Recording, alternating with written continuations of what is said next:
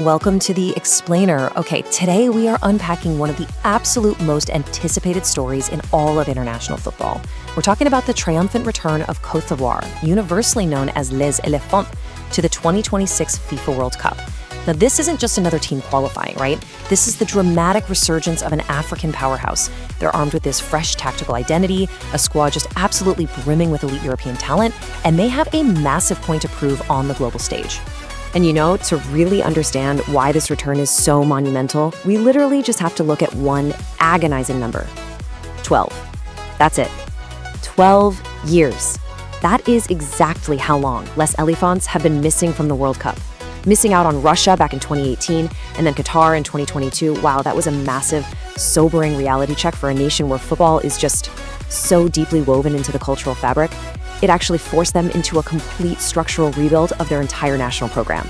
Because honestly, before that 12-year drought hit, the story of Côte d'Ivoire was all about incredible world-class talent, but ultimate heartbreak.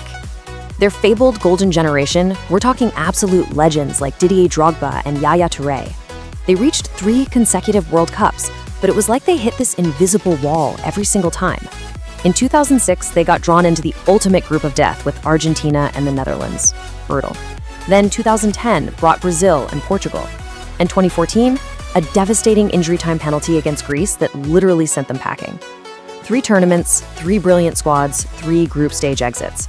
That historical baggage right there, that is exactly what the current team is stepping onto the pitch to dismantle. Okay, let's dive into this. Section 1, the catalyst. Immerse phase miracle. Consider this piece of football history that honestly still sounds completely impossible. Immersive Faye is the first manager in history to win a major tournament after being appointed mid-competition. Let me set the scene for you. During the 2023 Africa Cup of Nations, which Côte d'Ivoire was actually hosting, the team was on the brink of a totally humiliating group stage elimination. It was looking bad. So bad, they literally fired their manager mid-tournament.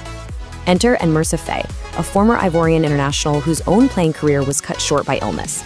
He gets thrust right into the spotlight as caretaker, and in a matter of weeks, he completely transforms this demoralized, broken squad, guides them through the knockout stages, and wins the whole continental championship.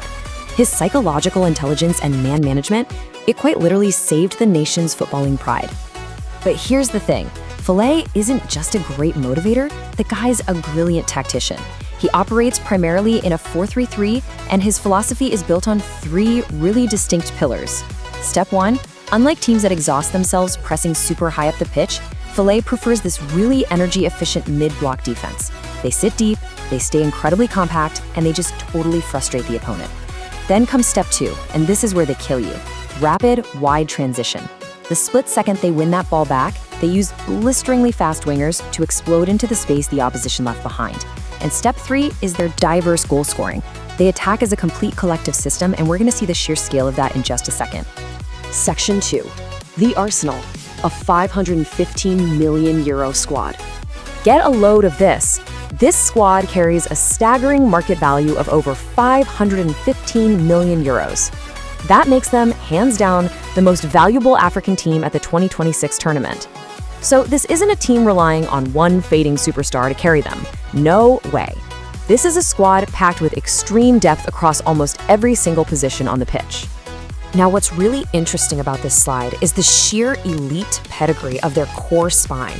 That's what makes them so unbelievably dangerous. Up top, you have Amad Diallo, an absolute nightmare for defenders in tight spaces, who's been tearing it up at Manchester United. At the back, Ousmane Diomandé from Sporting CP. He is widely considered one of the finest young center backs in all of Europe right now.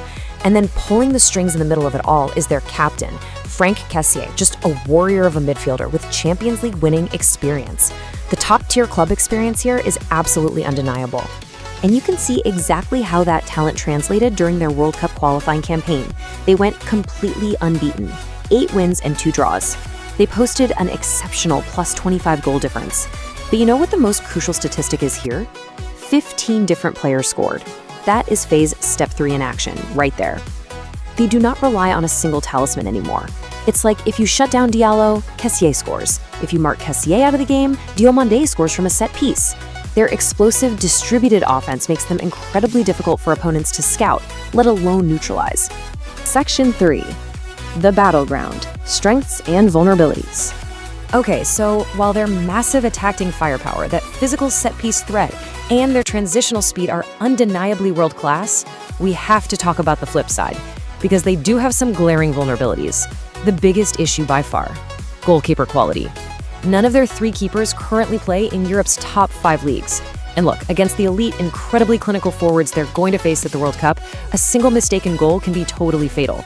Furthermore, their fullbacks absolutely love to push up the pitch, which is great for attacking, but it occasionally leads to defensive inconsistency and leaves just vast amounts of space for opponents to counterattack. And there's another major tactical hurdle they're facing, the notable absence of Sebastian Haller. Remember, he was the hero of their AFCON final.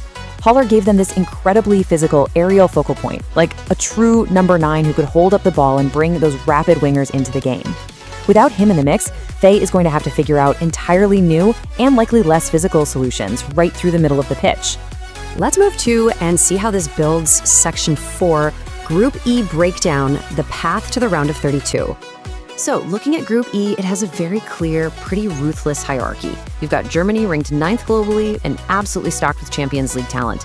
They are the immovable object here, heavy favorites to take first place. On the other end, Curacao, making a really historic World Cup debut, are the heavy underdogs, which leaves the real battle right in the middle.